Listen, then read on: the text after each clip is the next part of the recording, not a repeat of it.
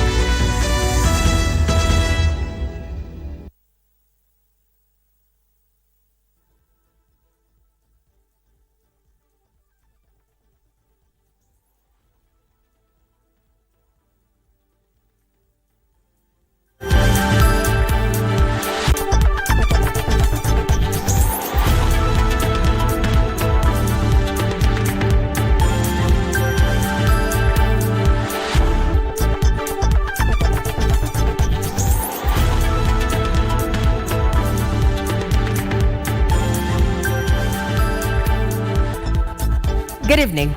It is the 23rd of July 2023 and you tune to KBC Channel 1. Tonight we're going to be talking about something that is close to your heart, and we're talking about marriages that last.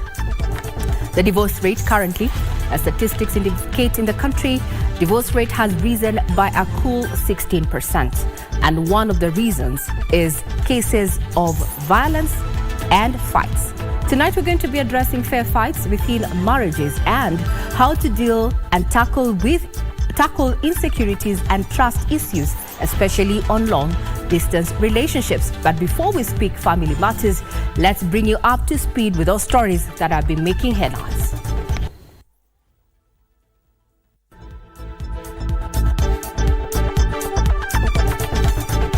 Tuko na askari wengi wako mahospitali wameumizwa na mawe, wameumizwa na panga, wameumizwa na risasi, na ambayo viongozi wengine wanasukuma hiyo agenda. That is not right, fellow leaders. Political standoff. President William Ruto warns violence against police during demonstrations will not be tolerated. It is time for our truce. Civil societies join the fray of leaders calling for a political ceasefire between government and the opposition in the wake of protests. And seeking closure. The family in Kiambu County exhumes the body of a 55-year-old man amid queries over the cause of his death.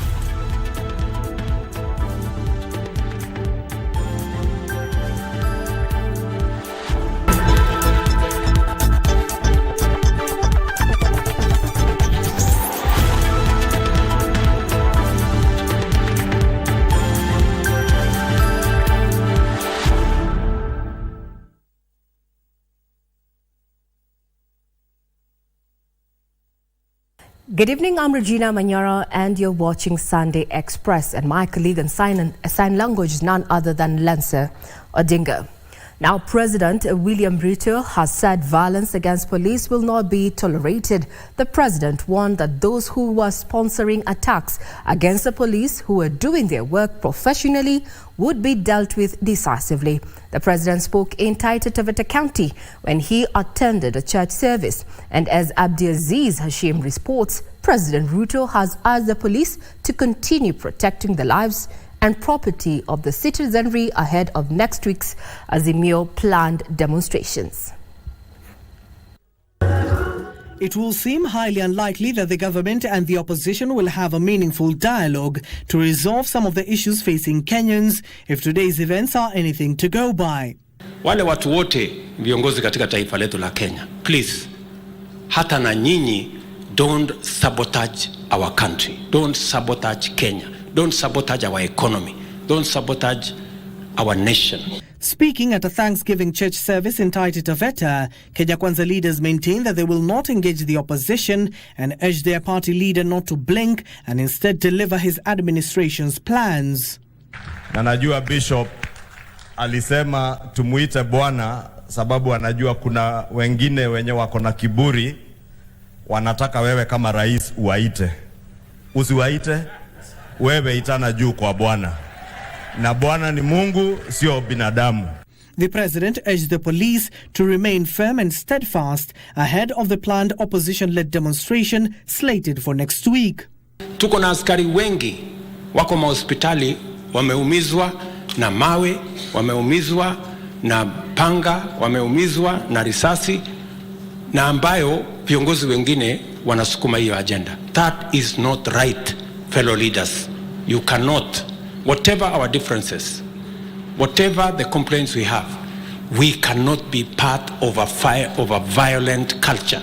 The commander-in-chief continued to maintain that the high cost of living will not be addressed by picketing on the streets. Leaders accompanying the head of state termed the opposition-led protest as an economic sabotage. Na tunajua Kenya iko na demokrasia na iko ndani ya sheria, lakini hakuna demokrasia ya kuvunja mali ya mtu. Endelea kulinda mali ya Wakenya. Kwa hii season ya kiongozi wetu William Samoei Ruto, tumalize siasa za kutumia communities for selfish reasons. This latest political development has thrown a spanner in the works. Abdiaziz Hashim for Sunday Express. The Azimio la Umoja coalition has called on police to exercise caution when dealing with protesters, even as they announce to continue with demonstrations to protest against the high cost of living. Speaking during a church service at the Manyara Daima in Nairobi, now the opposition leaders led by Raila Odinga insisted that Wednesday protests are as scheduled, claiming that they have already notified the police. Azimio la Umoja One Kenya coalition has announced that the anti-government protests are still on. Ni notisi tu tumetoa ya kwamba kesho tutakuwa kwa maandamano na ni maandamano ya amani. Led by the coalition leader Raila Odinga, the coalition stated that its leaders and supporters will not be cowed to opting out of the weekly anti-government protest. Funguo 37 inasema Wakenya wako na huru ya kufanya inaitwa picketing kwa pamoja, kupeleka kumbukumbu, petitioning, na kufanya maandamano bali iwe ya amani. Speaking during a church service at Manyara Daima in Nairobi, the opposition leader noted that Wednesday demonstrations will be peaceful and urged the police to provide security. Katiba yetu katika fungu ya kwanza nasema mamlaka katika Jamhuri ya Kenya iko mikononi ya wananchi wa Kenya. The leaders also urged supporters to remain vigilant even as they protest and refrain from attacking police officers even when provoked. So while that was happening, calls for political truce between Kenya Kwanza administration and the opposition continue to resonate across the country. More than 6 civil societies under the banner Uchaguzi want the two protagonists to embrace dialogue and end the political impulse that has culminated in deaths and destruction of property.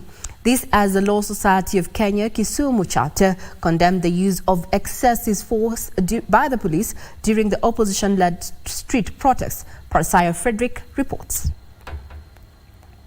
Barely 24 hours after the Azimio coalition announced their next course of action, we therefore have reached the conclusion, peaceful, and we stress, by the way, peaceful and armed demonstrations. We call on our people to remain vigilant on that core. A section of civil society lobby group now want the government to assure protester security. We call upon the authorities to respect and protect these fundamental rights, allowing peaceful demonstrations to take place without intimidation or undue restrictions. Safeguarding human rights is not only a legal obligation, but also a moral imperative. The group under the Bana Uchaguzi platform has at the same time called for the resumption of the bipartisan talks as a remedy for the ongoing political standoff. The bipartisan talks gave Kenyans a glimmer of hope as it created a golden opportunity for issues affecting Kenyans to be deliberated and addressed. We therefore urge for that sober discussions and meaningful engagements in this regard be expedited and the consensus arrived at to move this process ahead. In Kisumu, the Luo Council of Elders, along with the Law Society of Kenya Kisumu chapter, have called for a sober approach to the volatile political atmosphere in the country that has resulted in the loss of lives and destruction of property. Cabinet Secretary of Interior, the Office of the Director of ODPP, and the various stakeholders, inclusive of non-governmental organizations, first and foremost, apprehend all police involved in arbitrary use of force, and secondly, alongside us in the quest for justice for all victims and their families, take up this cause of justice. At the same time, a section of legislators allied to the Kenya Kwanza coalition have voiced their concerns over the planned anti-government demos slated for next week. If you organize demonstrations which are violent, where people are losing property, you are destroying infrastructure, you will be held accountable. You will pay for that damage. Our president is firm and you are firm. Wale watu ambao wanaleta maandamano ya vita watafute pahali kingine ya kuandamana, kwa sababu Kenya hakuna pahali ya kuandamana na njia ya vita. So I want to tell our police officers, do not be discouraged by those noise makers. Tafadhali, we are proud of you. Be diligent at your work. Make sure you maintain law and order. Sentiments echoed by a section of Kenyans among the education stakeholders and the religious leaders. It's likely to have an effect in the future. I wish there can be a way of settling this. Kama niyo maandamano, waende wasuluhishe hiyo maandamano huko wa viongozi, ndio sasa tuwe na amani katika nchi yetu. Parsai Frederick, Sunday Express. Thank you very much. A family in Rongai, Kajiado County is appealing to well-wishers to help them raise 8 million shillings to cater for a bone marrow transplant for their son, who is supposed to undergo the procedure in India. Dylan Mwangi, aged 7 years old, who is currently admitted at the Kenyatta National Hospital, was diagnosed with leukemia last year in October. In October last year, the world shattered for a family in Rongai, Kajiado County, following their 7-year-old son's diagnosis of blood cancer, otherwise known as leukemia. The eyes started swelling slowly and we were concerned. So we took him back to the hospital and we were advised that he needs to be admitted for further investigation.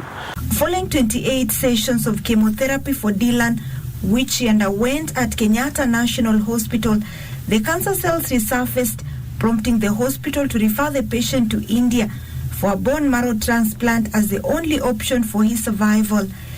And everything seems to be okay at that particular time. The eyes that had popped out resided and he was able to see clearly. He was also able to hear because also the hearing was impaired at some point.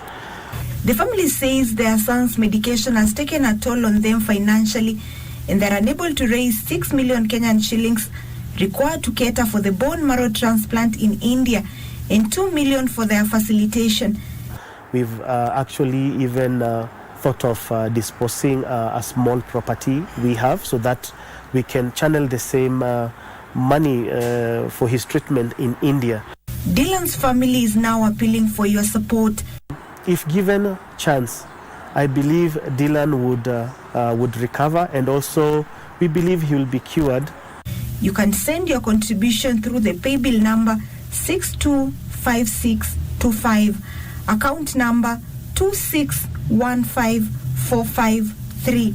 I repeat, the paybill number is 625625, account number 2615453. Opicho Chemtai for Sunday Express. In case you missed the details on how you can get in touch with Mwangi there over that particular contribution, you can check out our website, that is www.kbc.co.ke for further details. Now, Deputy President Rigathi Gachagua is scheduled to address the high-level United Nations Summit stock-taking on financing food systems in Rome, Italy, Monday morning. The Deputy President will represent President William Ruto at the summit, whose participants are mainly heads of state and government and key organizations seeking lasting solutions to hunger, malnutrition, and mitigating the impact of climate change. The three-day high-level talks will kick off with Kenya setting the stage with a keynote address by Deputy President on financing food systems. The summit will also discuss at length the school meals program, which the state also works with other partners in ensuring pupils in public primary schools receive food and in balanced rations to promote health and education. In this year's budget, the government has doubled funds for schools meals program to 5 billion shillings. The Deputy President will also speak to measures of sustainability and lowering the cost of living, especially subsidizing production as opposed to consumption. Deputy President is also expected to engage with Kenyans living in Italy at a dinner at Westin Hotel in Rome, as well as hold talks with the Prime Minister, Ms. Meloni, with the aim of strengthening the bilateral relations between the two nations.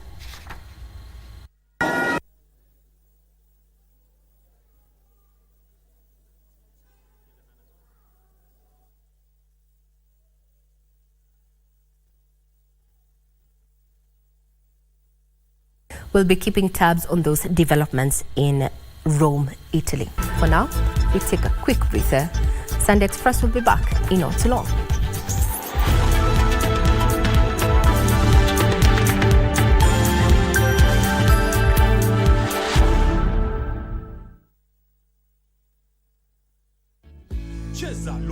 Sasa unaweza jishindia instantly na Loto Moto. Dial star 570 hash. Wakati wowote, siku yoyote ya wiki na mahali popote. Dial star 570 hash.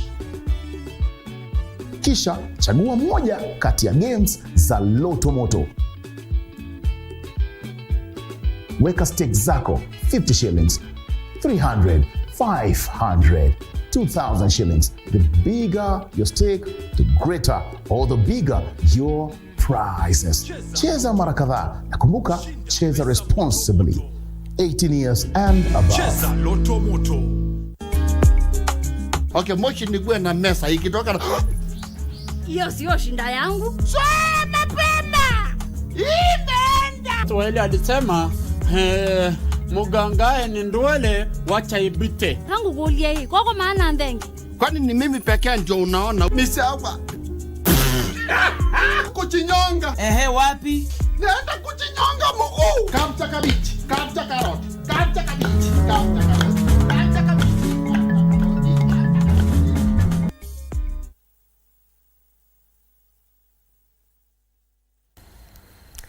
This is Sunday Express, and tonight we are going to be talking about having fair fights within the marriage, and we're going to be talking to none other than a relationship expert and a counselor. So do keep it right here. We can see some of your feedback getting through on our social media platforms. Just to remind you, at Twitter at KBC Channel 1. Now we get back to those updates where Utali College Governing Council has urged for support for the institution from sector players to help increase the institution's capacity, which will in turn increase the intake. Speaking during a graduation ceremony that saw 318 managers from the hospitality industry from across the country awarded certificates in diploma and certificate course, Council Chairman David Wamatsi said that the college is also reviewing its curriculum to ensure it responds to the industry demands. College CEO Tony Mbero said that the management had come up with new models of learning that will include online studies to help cope with the increased number of applicants. The annual management development program that began a month ago saw managers share management skills, challenges in the sector, and positive changes that have helped improve revenue in the sector. The council, we are looking forward to mobilizing resources to ensure that we have adequate capacity in terms of infrastructure and personnel to ensure that we meet the industry demands and requirements. Government, we are having discussions with several investors. We are almost agreeing on issues with some of them, one of them.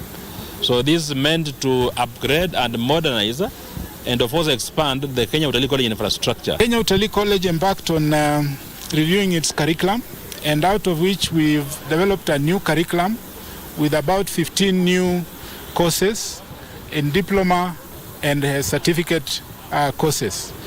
The curriculum has changed given the new demands in terms of the content, the names that we are giving to the courses, and also the duration that it takes to train a hotelier or a tourism specialist. So this curriculum has been designed in such a manner that it will meet the emerging trends in the industry. Today, we realize that there are new approaches to training, and the college will be focusing on going online in its programs. That will allow the college to expand in terms of the reach and in terms of the numbers that will be training. A heartwarming event at Jewel House School in Syokimau has sparked a nationwide call for increased literacy and reading culture. This is a story of the annual book reading competition that has captivated children and parents alike. Join with the details. The atmosphere at Jewel House School was electric as children and parents gathered for the highly anticipated annual book reading competition.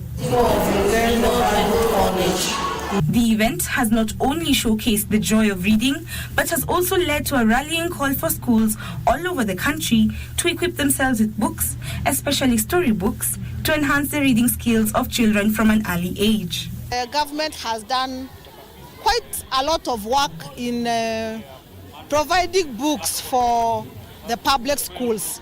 So I think it's just the challenge I have would be to the teachers in all our schools to know the value and the importance of reading. And if we develop a reading culture from a young age, as the children grow, they are the ones that will actually look out for magazines, look out for newspapers, because already they have the culture of reading in them. Your fourth one, value. Speakers at the event said the book reading competition has enhanced children's confidence and communication skills.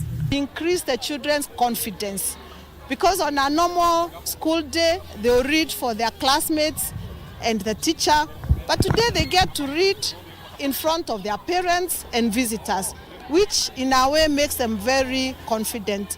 And as a parent, I have benefited today in ensuring that I also take it home in terms of advising my kid on how to read. Okay, one, it's about communication skills.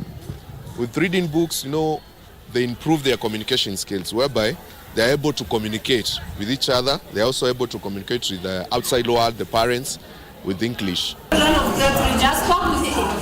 It's not just a contest, but an opportunity for parents to learn how they can support and cultivate a reading culture at home. Sometimes as parents, even we don't understand the essence of reading, but when such a school invites us to come and see what our children they are doing, we are also able to encourage them at school. When we have in a one-on-one learning with the kids, they get that confidence, and with that, you know your weakness of your children, and then maybe you look for how to improve it.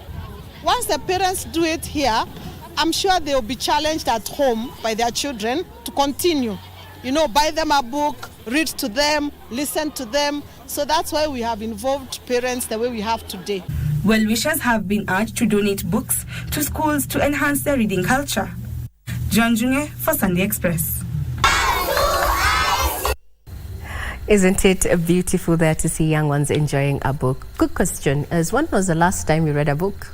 Apart from Facebook, of course. Yes, I'm referring to a book. I know my producer here, Amos, has not read a book yet. But yes, it's quite a challenge. The current book I'm reading, however, is, Joyful Living by Rhonda Kelly. Now, a family in Kiambu County has exhumed the body of their kin who died on the 21st of June 2023 to ascertain the cause of his death. The family suspects foul play in the death of 55-year-old John Ngumi. The late Ngumi is said to have been in good health when he collapsed and died at his home. Yeshori village in Gatundu, South Kiambu County. After burying their kin in June 2023, these families gathered at this gravesite yet again. this time round on a different mission. To exhume his body in pursuit of closure through a post-mortem. John Ngumi, aged 55 years, is said to have collapsed and died at his home on the 21st of June 2023.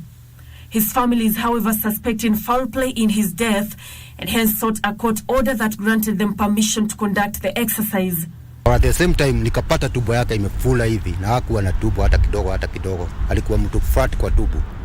So kwa ile mstuko sigeweza kusustain that image. Ndio sikuchukua step yoyote ya kuuliza kwa nini amefura tubo. Baada ya mazishi nilipatana na watu wanakaa vikudi wakaniambia your brother didn't hakufa ile kifo halali. Ni kama alipigwa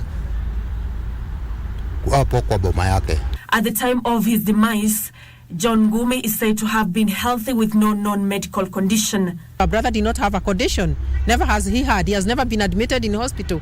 So we just wanted to know what is this that made him just collapse and die. We don't have closure because we don't know what killed him. How can we rest and sit not knowing what killed our brother? Analysis conducted at Kenyatta University Funeral Home by government pathologist Johansen Odwor could not immediately establish the real cause of Ngumi's death, and as such, further toxicology and microscopy tests will be conducted at the government laboratory. Toxicology is study of poison and drugs which could have contributed. So once the analysis is conclusive, we'll be able to have a look and conclude what actually killed the late John Kabugi. What do they say when someone dies mysteriously to the public? Make sure that the autopsy is done, because exhuming a body bring a lot of issues. The body was later taken back to Gishori village for reburial.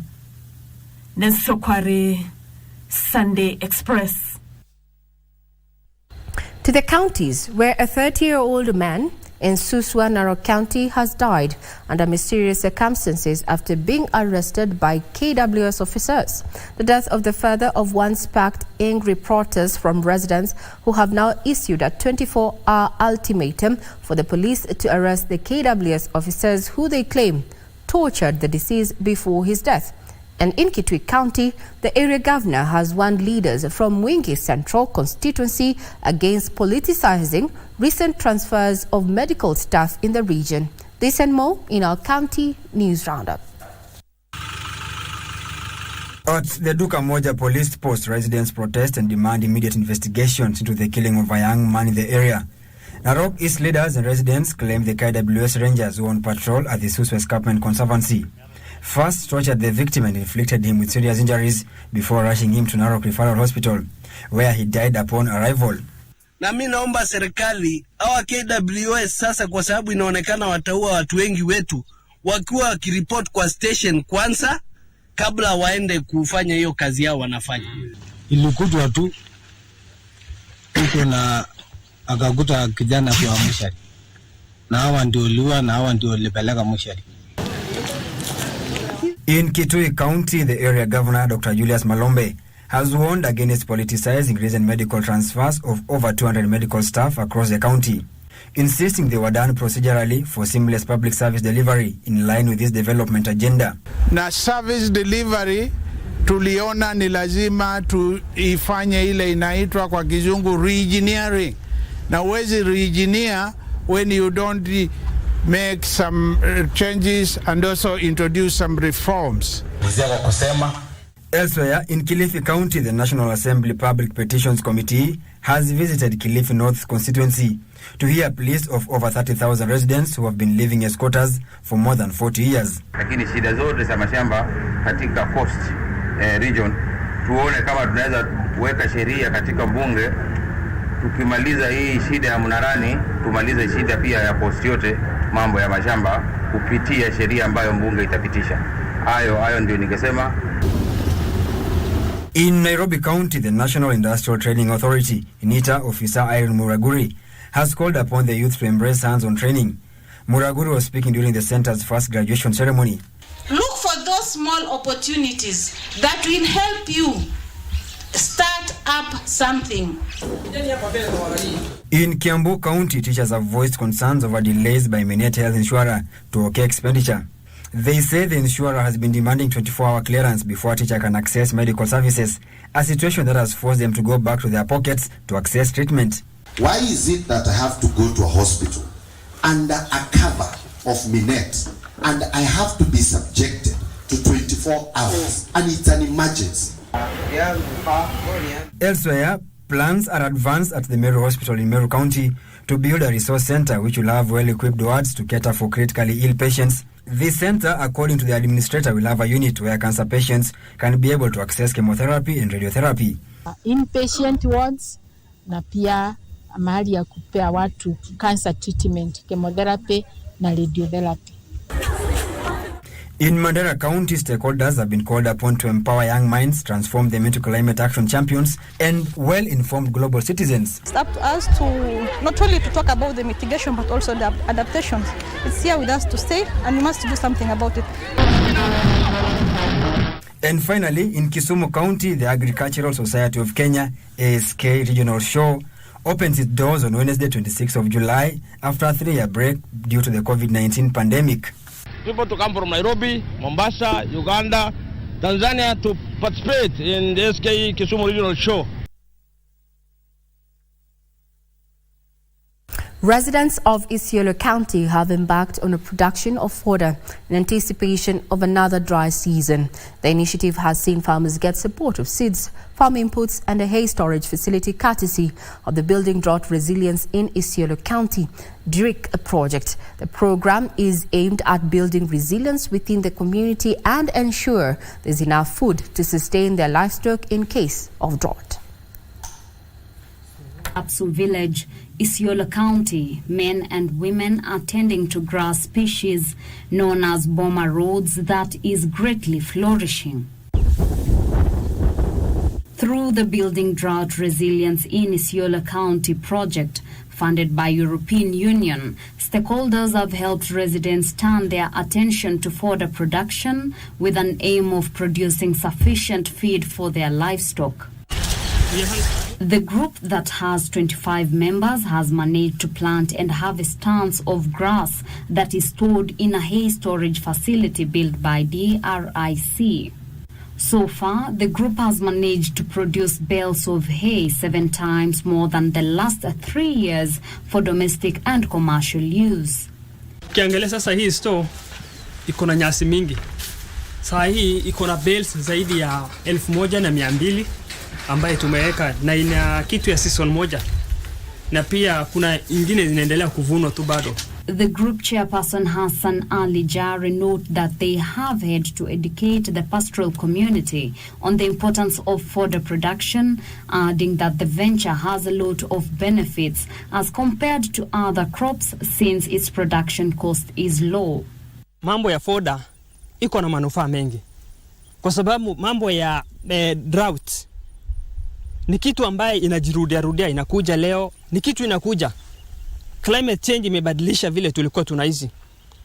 So mnyasi haiwezi kaa miaka moja kwa store bila kununulika. Na ni kazi rahisi.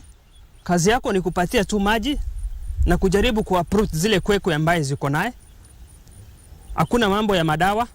Because the producers of fodder were given capacity building enough, so they are really into the activity and they look forward to sustain the project even after the end of this project.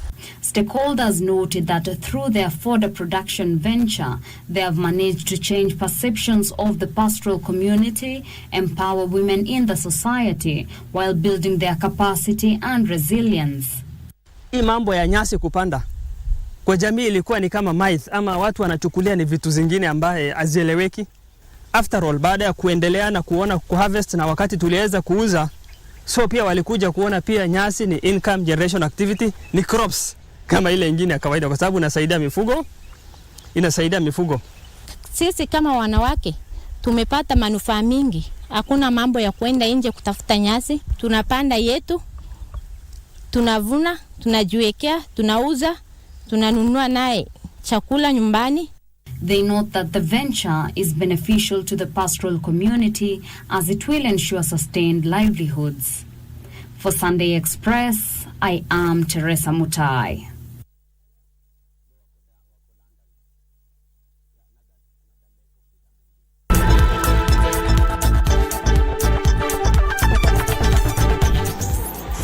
Unaweza jishindia instantly na Loto Moto. Dial star 570 hash. Wakati wowote, siku yoyote ya wiki na mahali popote. Dial star 570 hash. Kisha chagua moja kati ya games za Loto Moto. Weka stakes zako 50 shillings, 300, 500, 2,000 shillings. The bigger your stake, the greater or the bigger your prizes. Cheza mara kadhaa na kumbuka, cheza responsibly. 18 years and above. Cheza Loto Moto.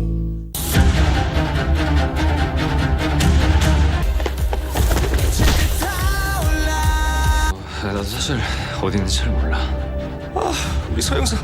이 기재를 몰아 한 사람 또 싹 다 털어보자고요. 말씀만 하십시오 그냥.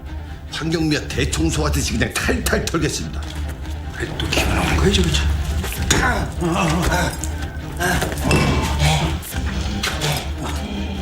어떻게 됐어? 그건 어렵지 않지. 이걸로 가면 되는 거야.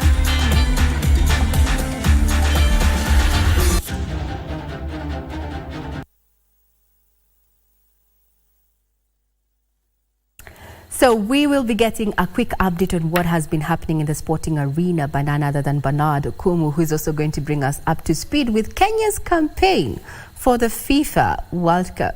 Good evening, Bernard. Good evening, Regina. And indeed, welcome to Channel 1 Sports. This evening, we begin with a rally where Kali Rovanpera secured his third consecutive rally Estonia triumph on Sunday afternoon with the masterclass drive at the FIA World Rally Championships 8th round. The drivers head to Rally Finland next month.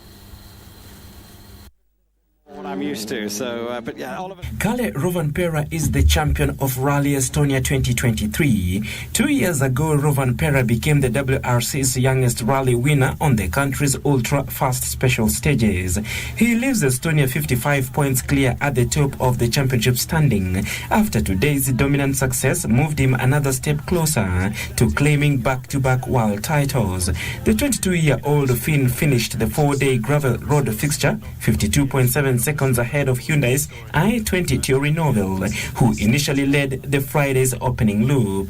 Teammate Sape Kalapi completed the podium just 6.8 seconds behind after more than 300 kilometers of competition, while Welshman Elfyn Evans followed closely in fourth position. Timu Suninen made it 3 Hyundais in the top 5, finishing over 1 minute back from Evans, and behind him was Pierre-Louis Lubet, who shaded Takamoto Katsuta in the Wolf Power stage to claim 6th overall. Ot Tanak was the pre-event favorite, but his hopes of a home victory were squashed before the rally had even started. Issues in Thursday's shakedown forced a last-minute engine change and landed him a 5-minute penalty before the opening stage. He now trails Rovanpera by 66 points with 5 rounds remaining. The WRC remains in Northern Europe for another fast gravel road fixture at Sector Rally Finland next month.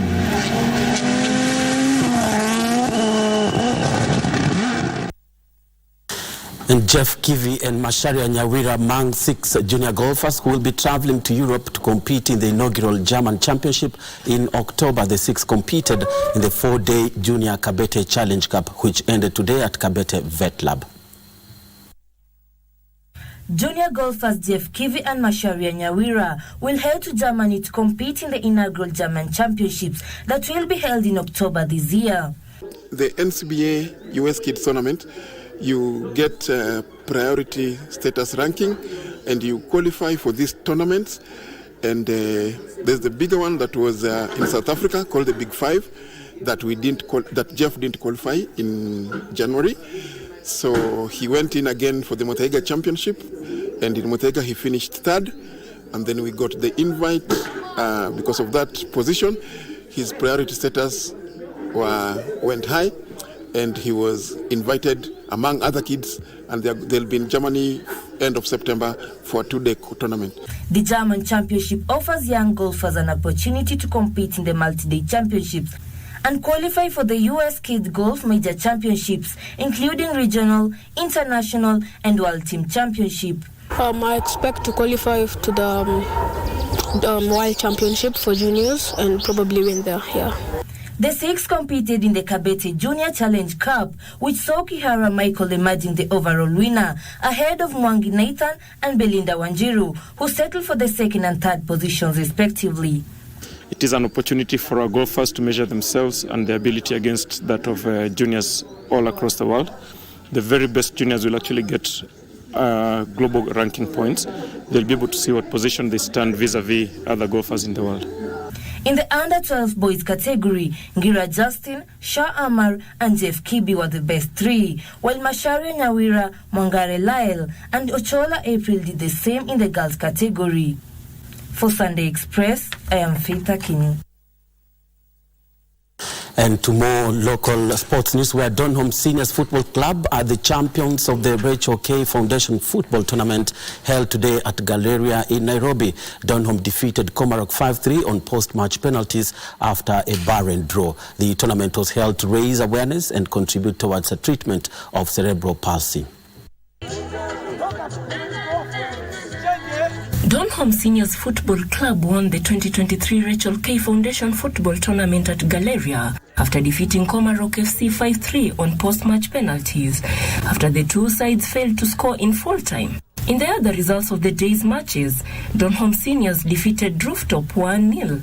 KOA drew 0-0 with Lesa, while Kuledeng lost 2-0 to Donholm. Rooftop Sports Club, Kuledeng Original and Donholm Seniors FC are teams formed by a remarkable group of individuals who have come together to raise awareness and contribute towards treatment of cerebral palsy, which is a disorder that affects muscle control tone and posture that is caused by abnormal brain development.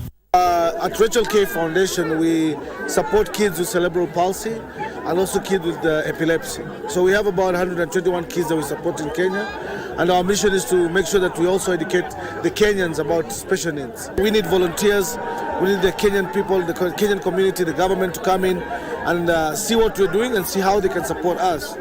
The members of the teams are passionate about making a difference and improving the lives of children with cerebral palsy. We are trying to encourage people to come and participate and know about this cerebral palsy, because most of the families don't come open about it when they have kids in their homes. Through their dedication and commitment, they aim to create awareness of the condition, promote inclusivity, and provide support to those in need. We're about 110 members in the community, so we come together every week. We contribute something, and then we identify a charity. Like now, apart from Rachel K Foundation, we do have Amani Children's Home, which is based at Kayole.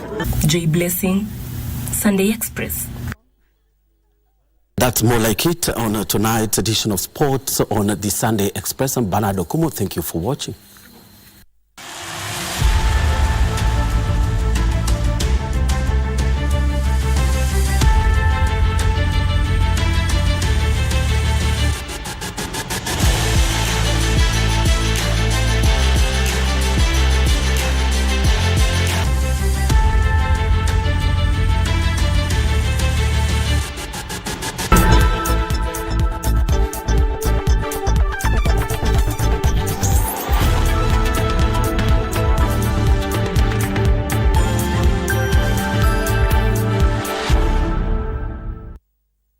And the time has come to have a candid conversation around marriages at last, given the statistics that indicate that divorce rate is on a high of 16%, as per the report that was released of 2022. Joining us in this conversation is none other than Rebecca Kehoe, who is a relationship expert and also an author. Thank you very much, ma'am, for your time. Thank you for having me. We have grim statistics when it comes to, the marriage situation in the country. 16% is quite an increase there. From, in your opinion, what is actually leading to the high rate of divorce in the country? The leading of the high rate of divorce in the country is forgetting where it all started. Because if you remember the first time you met your spouse, there are those things that you talked about. For instance, what I've said in my book, when I met my husband the first time, it was under a samosa and a Fanta. Oh, wow. And he spent his 1 month salary to treat me at New Stanley Hotel. So forgetting those little things in the beginning, how you started, that can create the coming apart of the marriage. But if you keep remembering where you came from, when the road gets tough, you can always keep up the relationship. And also not having the conviction why you got in this relationship. Why did you find this person to be appealing to you, to be your life partner? And also the lack of the purpose, losing the purpose, why in the first place you got married, why you got attracted. And also losing the purpose and the destiny, why did I get united to this person? Was this person supposed to be my destiny helper? Was this person supposed to want to catapult me to the next level? For instance, for me, I've talked it in my book, coming from a village, a very rural area, and coming to the city of Nairobi and meeting my husband, Dr. Kehio. He was not a doctor. He was, we were youth, young people going to church together, serving the Lord together. And now he's a doctor. So now I'm in my 50s. You can imagine me forgetting those early days and trying to live the marriage. I'm going to lose everything because we have worked so hard. Invested. We've invested. And also lack of faith. Faith in a higher level, like for me, believing in Jesus Christ as Lord and Savior. Lack of faith can, whatever your faith is, but the most one, believing in the Lord, that can cause the marriage to break. To actually break. Yes. Then, before we get to the contents of your book, because this is quite the book, I've skimmed through it. Yeah. There's an increase in gender-based violence, and you're talking about having fair fights within a relationship. When you say fight and fair, that's an oxymoron in itself. So how do couples actually engage in such? First of all, the couples need to look at each other as we are in this relationship to stay forever. So there need to be tactics on how to do the fights. One is to take control. When the fight comes, you take control. And I have something that I call time out. When the fight is going on, you can create something like a hold, maybe if you don't have a microphone in your house, hold something. When the fight is going on, Rebecca, holds a microphone when whatever the microphone will be, and I'm talking to my husband, and then he needs to listen to me. And as we are engaging each other in what the conversation is going on, he is listening to me and not hearing me. In most cases in our culture, in our African culture, the women are not listened to sometimes. They are hard. So, but when my husband is holding something and I'm speaking, he knows it's my turn to talk, and he listens to me. And then I pass on the baton, and then he talks, and it's my turn for his turn to talk. So taking control, partners listening to each other. And, yes. And I like that you said there's a huge difference between hearing and listening. Actually, hearing is the fact that you have your sense of hearing, but listening, you're listening to understand, not to respond. Absolutely. Okay. Yeah, because when you're doing that, when you're hearing somebody, you tend to interrupt. And many couples tend to interrupt one another, and sometimes trying to put words in each other's mouth, but whatever is in your heart needs to come out when you're not interrupted. But when you're interrupted, when you're cutting a conversation, especially during a fight in marriage, and you're interrupted, you're not able to express yourself or what is going on. So interrupting is another thing that can help couples to avoid interrupting one another so that the conversation can carry on. And during that time also, don't criticize. There is no need to criticize your spouse. Listen, and going back to the first time you met this person, because when you met this person in the beginning, there was no criticism, there was no interruption. Like when I was taken to New Stanley Hotel and there was a samosa and a Fanta, I listened to him. He was telling me, you're beautiful, I love you, I want to marry you. I listened, and then he listened to me. And especially when he told me, the Lord has spoken to me that you are to be my wife. But then, Rebecca, this in this day and age, let me be the devil's advocate. And I'm going to use a slang term. You know, we have been enculturated, or the society is, you know, we are living in situationships. Today, Rebecca is attractive to Kehiu, and Regina is going to be soon attractive to Kehiu. Like, we do not actually accept those words that I love you, I want to be with you. Some say for different reasons altogether, but not necessarily for marriage. So how do you differentiate between someone who is just walking by your path and someone who wants to walk this path with you? Well, it has to be a desire. If you're that mature age and you really are wanting to commit to marriage, you're ripe, you're ready to commit to marriage.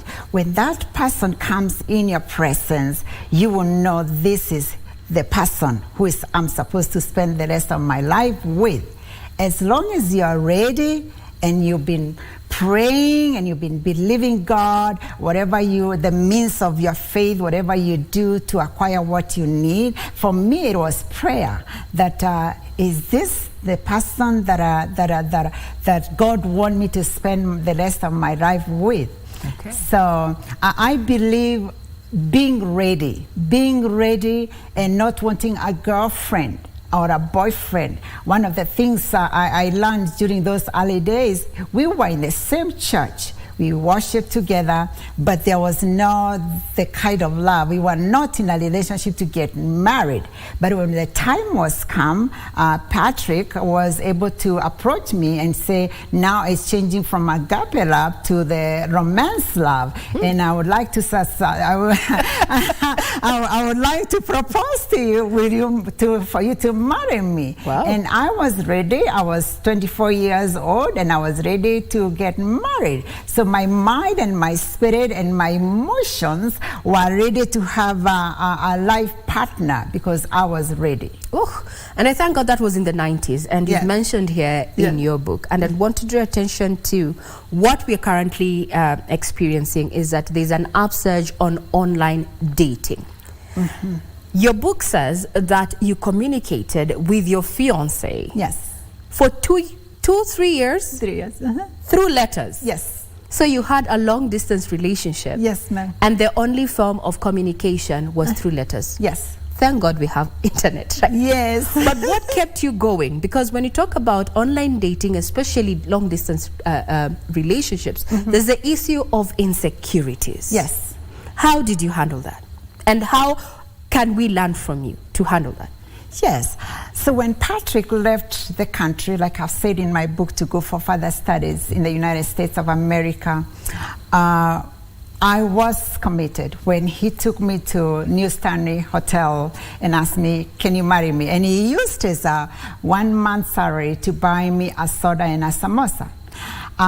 We'll need to know how much he was earning, but hey, So I was committed when he left. When he left the country, I was committed. We had involved our church, our pastor, Bishop Armstrong Chege. So, we had involved our youth group. So the youth group, the community knew that I was engaged. I had a ring on, and we constantly wrote letters. I would send a letter to him. He would send a letter back to me, and he would tell me, I love you. I am coming back for you. I can't wait to have you. On the other hand, being in Kenya, I would get those little tapes. I still have them. And I would tape what I was feeling, the emotions I was feeling for him. That you are the only one. I'm waiting for you. I still have the ring. And I can't wait for our wedding day. So you constant communication and being open and having that conversation about your intentions with that other person. Yes. The question is, how did you all know, your particular love languages? Because people are different. There are those who cannot. Yeah. There are those who want their person's presence. Yes.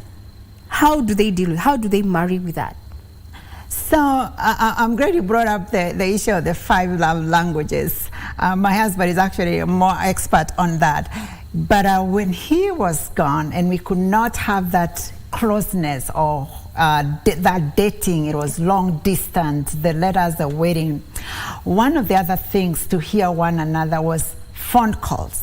So in this case, coming from the village, and those days we did not have the cell phone, I would arrange like my office where I worked, or if I was at home in the village, in the rural area, somebody had a landline phone, I would tell him in the letter that this date I want you to call, and then I'll be in that place so that he can call me and I can talk to him and he can hear my voice and we can say, I am still waiting. And those moments also when we talk like that, it was moments where he could say the temptations there in the country of the United States. And also I could tell him, yeah, I'm also facing it. It looks like my fellow brothers are not seeing the ring. They are still coming over. But because I had the conviction that this was going to be my life partner with purpose, with a destiny,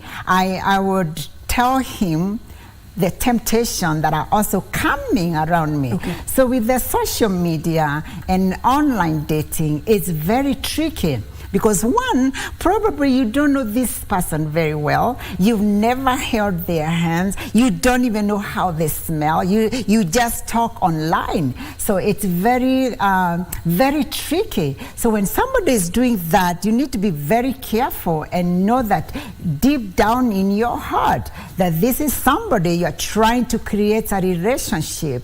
And if you sense in your spirit that it's not going the right way, you need to back off before you get into a covenant, the marriage covenant, because the word of God says the woman and the man shall live and cleave together and be one. So before you get to that commitment of the covenant of marriage with this individual that you are dating online, you really need to back off because you want to avoid down the road to call it quits. And then you start divorcing, and then you have children, you've already started building life. So before you tie the knot, that is the time not to back off. So what you're saying from your experience is that those especially who are engaging in long distance relationship using the online platform, because we do not do letters anymore, majority don't do letters anymore. And it's online that is that they need to take their time. Yes, absolutely. Take time, and as you take time, talk to other people. Find a mentor. For me, those days I had mentors, people you talk to, people who have been married. Find somebody who got their spouse through online dating and pick them as a mentor, so that the question that you might have in this long distance online dating, you can ask them question, because you don't want to be asking Google, because Google cannot be you want to be asking the real person, somebody fresh in blood. Hey, tell me, I understand you ended up getting your spouse through online dating. Can you share your testimony with me? And then as a young person, you get mentored through that so that you don't make a mistake. Okay. At one point in your relationship, before you actually tied the knot, and even probably after, have you had a fight to a point where you thought you need to walk away? Have you ever had experienced that? And how did you handle it? As we're working towards closing this, I know we have so much before tying the knot? Yes. One of the things that was happening with me, he was away. So I had to do the things he was supposed to do. I had to deal with his family, and thank you, family. I had to deal with his family. And thank God to having a Bishop Armstrong, who would mentor me and who would come alongside me to go to his home for dowry preparations and talk to the family on his behalf. So that made it easy for me. As a young girl from a Mutoni village, I didn't have to say much, but to be on the background.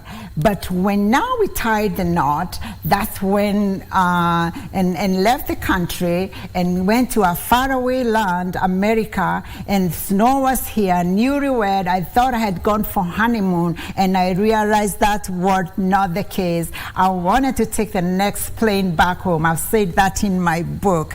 And those times I realized I married him, and I would remember the samosa and the soda, and I would comfort myself, this is not where we are stopping. We are going far. And because I had the commitment, I had the conviction, I had the faith that I have found, he had found a good thing, and I found a good thing, and our fight was easy. And as we have grown now, we are grandmother, I'm a grandmother, and he's a grandfather. We have had fights.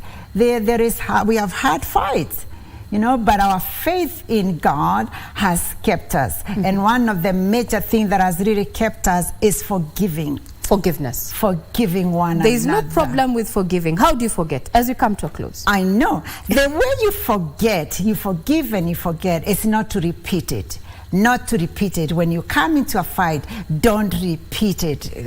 You did this to me. You hurt me. You injured me. Your family does this. Your family does not like me. You don't repeat those things because you are becoming one team, one fight. So anybody else around you, they either join the team to build the home and to build the marriage, or they back off. Because it's me and him that met in New Stanley Hotel for a samosa and a soda, and I said, yes, I will marry you.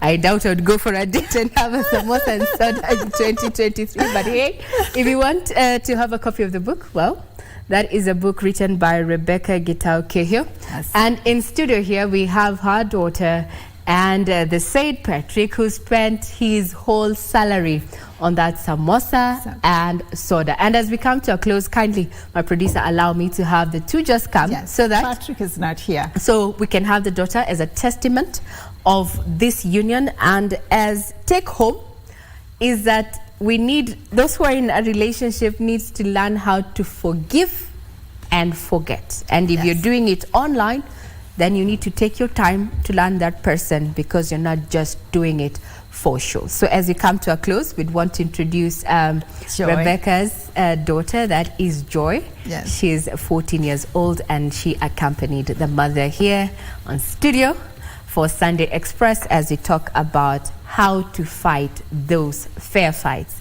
in marriage. Pleasure to see you. Parting shot, Madam Rebecca, as we come to a close.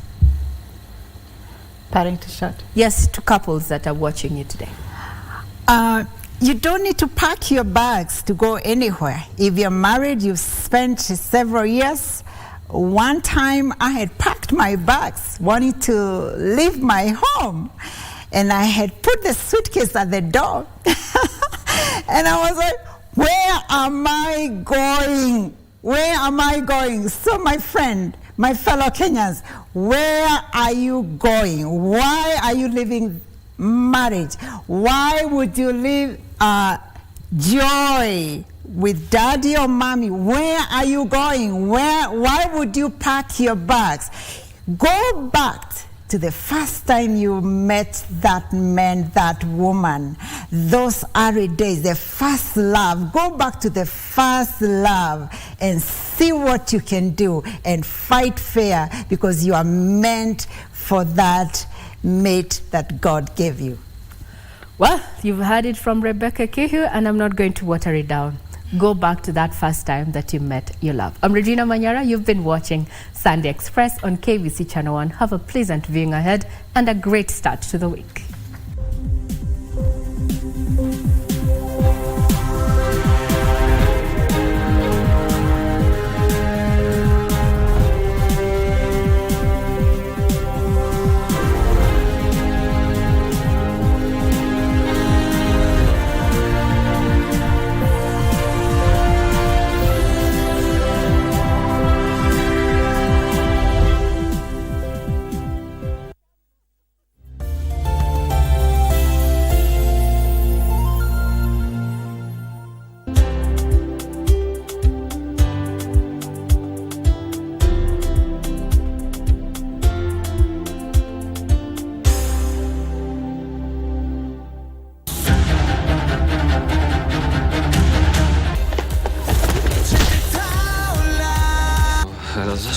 어디 있는지 잘 몰라.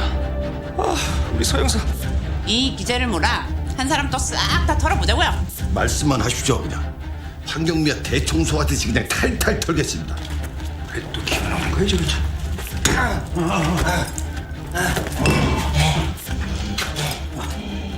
어떻게 됐어? 그건 어렵지 않지. 이걸로 가면 되는 거야.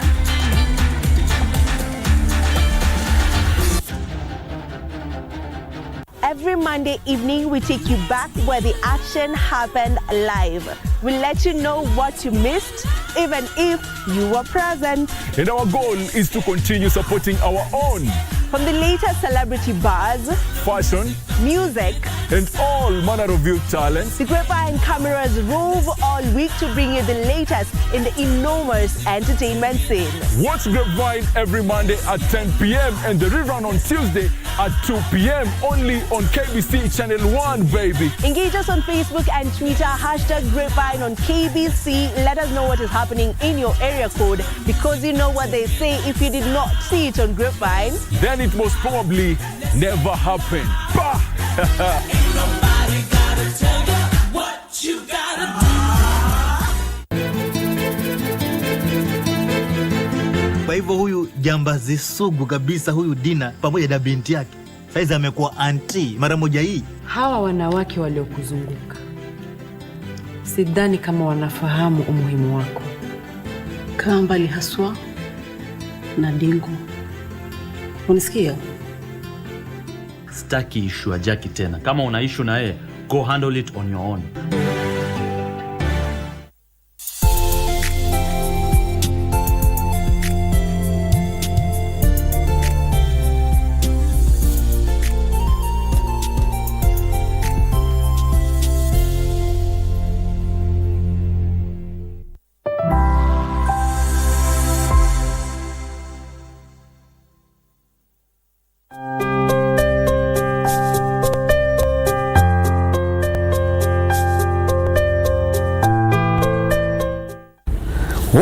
Wow, you look nice. This is amazing.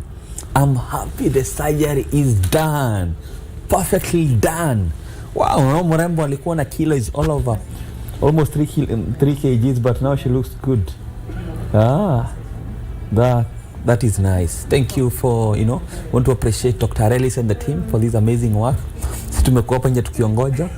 It's now around 7 now. Now we are grateful to God because we have seen what God has done. Tulisema we do our part, tunachia Mungu, and thank you kwa your support. God bless you. Tuzidi kufanya kazi ya Mungu pamoja. Remember that service to humanity is service to God. Daktari, thank you and the team. Mercy, thank you. It's amazing. Umefurahia? Unajua unakaa mrembo? Unakaa poa sana. Unajisikia uchungu, si ndio? Thank you. We are happy, and this is what Save a Life is doing. We are indeed saving lives, transforming lives, and we are done.